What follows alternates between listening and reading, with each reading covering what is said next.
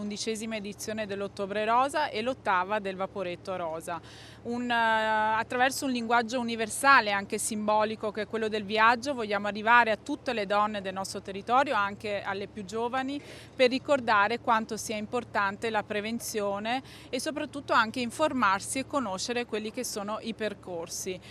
Anche le donne al di fuori dell'età di screening devono ricordare quanto sia significativo per la propria salute anche effettuare dei controlli periodici e adottare degli stili di vita sani. 100 eventi in 30 giorni nei 44 comuni veneziani. L'Ottobre Rosa di Venezia salpa con il Vaporetto della prevenzione per le isole della Laguna e l'autobus per la terraferma, da Chioggia a Padova, Treviso e Verona.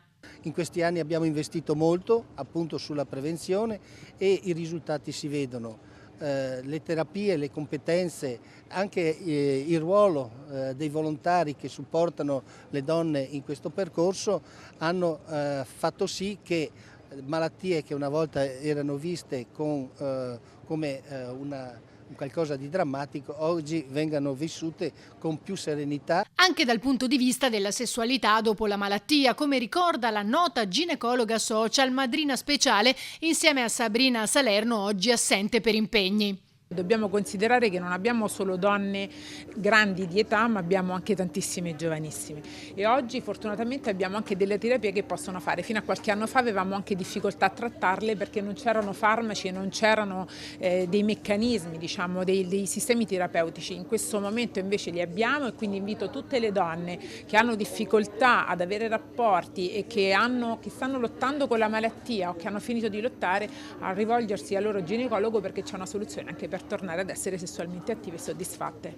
A bordo del Vaporetto si effettuerà il controllo senologico gratuito con i medici della Breast Unit dell'ULSS 3.